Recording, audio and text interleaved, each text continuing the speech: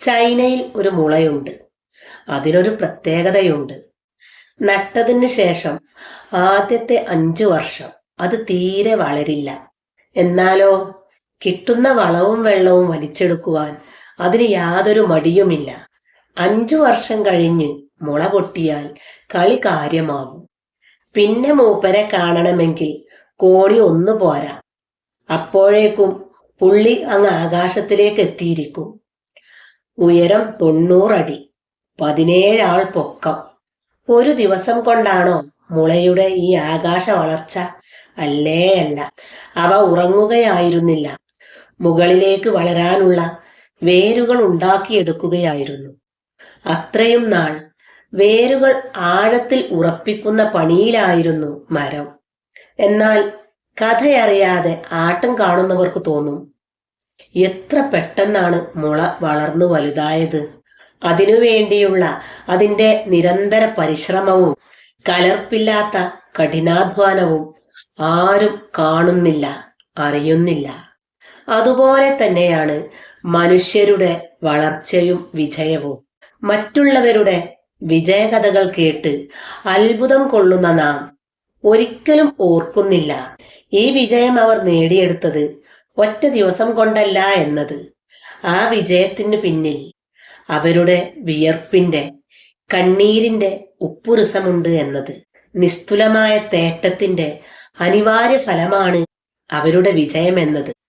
ഏതൊരു വിജയത്തിന്റെയും താക്കോൽ നല്ല ശീലങ്ങളാണ്. പരിശ്രമമാണ് അതിൻ്റെ അടിത്തറ. സമർപ്പണമാണ് അതിൻ്റെ മേൽക്കൂര. നല്ല ശീലങ്ങൾ ഒരാളിൽ ഒരു ദിവസം കൊണ്ടുണ്ടാവുന്നതല്ല. അത് നിരന്തരമായ അനുഷ്ഠാനങ്ങളിലൂടെ മാത്രമേ കരസ്ഥമാക്കാൻ കഴിയൂ. മുളയുടെ വളർച്ച പോലെ പടിപടിയായി ഒരു കാര്യം നിരന്തരമായി ചെയ്യുമ്പോഴാണ് അത് നമ്മുടെ ശീലമായി മാറുന്നത്. അതിന് ഏറെ സമയമെടുക്കും. ക്ഷമയുടെ നെല്ലിപ്പടിയും കടന്ന് താഴോട്ട് പോകേണ്ടി വരും. സഹനശക്തി എപ്പോഴും പരീക്ഷിക്കപ്പെട്ടുകൊണ്ടേയിരിക്കും. നമ്മുടെ ഏതൊരു ശീലത്തിനും ആയുസ് ഒരു ദിവസമാണ്, ഏറിയാൽ ഒരാഴ്ച. ചില ഉദാഹരണങ്ങൾ പറയാം. ബോഡി ഫിറ്റാക്കണം, അതിന് നാളെ മുതൽ ജിമ്മിൽ പോവണം എന്ന് നാം തീരുമാനിക്കുന്നു. പിറ്റേന്ന് തന്നെ ജിമ്മിൽ പോകും, അഡ്വാൻസ് കൊടുക്കും, അതിനുവേണ്ടിയുള്ള എല്ലാ സംവിധാനങ്ങളും ഒരുക്കും, പരിശീലനം തുടരും. എന്നാൽ 4-ാം നാൾ നാം അത് അവസാനിപ്പിക്കും. അതിന് പറയാൻ നമുക്ക് 100 കാരണങ്ങളുണ്ടാവും. അതോടെ ജിം എന്ന സ്വപ്നം ഫ്ലാറ്റ്. അതുപോലെ ഒരു സുപ്രഭാതത്തിൽ നാം ഒരു വായനക്കാരനാകാൻ തീരുമാനിക്കുന്നു. പിന്നെ അങ്ങോട്ട് നാം ധാരാളം പുസ്തകങ്ങൾ വാങ്ങിക്കൂട്ടുന്നു. പുസ്തകശാലകൾ കയറി ഇറങ്ങലായി പിന്നെ നമ്മുടെ ജോലി.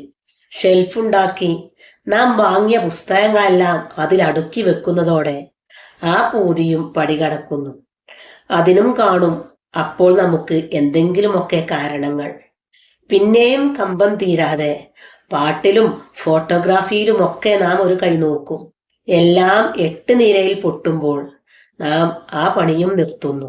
അങ്ങനെ ആരംഭശൂരന്മാരായി നാം തുടങ്ങിയെടുത്ത് തന്നെ തിരിച്ചെത്തുന്നു. നല്ല ശീലങ്ങൾക്ക് അല്പായുസുകളാണ്. എന്നാൽ ദുശീലങ്ങൾക്ക് ഈ ദുർവിധിയൊട്ടില്ലതാനും. പുകവലി തുടങ്ങിയ 5 വയസ്സുകാരന് 50 വയസ്സിലും അത് നിർത്താൻ പ്രയാസമാണ്. മദ്യം, മയക്കുമരുന്ന്, കളവ്, പരദൂഷണം എന്നിവ ഒരിക്കൽ പിടികൂടിയാൽ പിന്നെ അത്ര പെട്ടെന്നൊന്നും പടിയിറങ്ങാത്ത ബാധകളാണ്. എല്ലാ നല്ല കാര്യങ്ങളും നാം തുടങ്ങി വെക്കും, പക്ഷെ തുടർച്ചയുണ്ടാവില്ല. നമുക്ക് പെട്ടെന്ന് റിസൾട്ട് വേണം.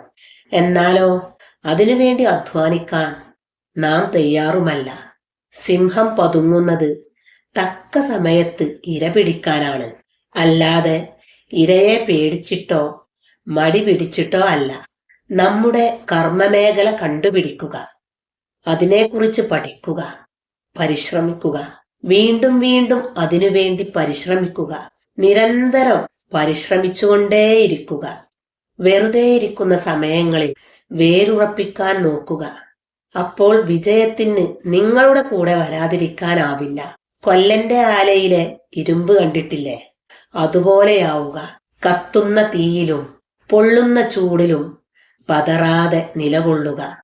നാളെയുടെ മൂർച്ചയുള്ള ആയുധമായി മാറുക.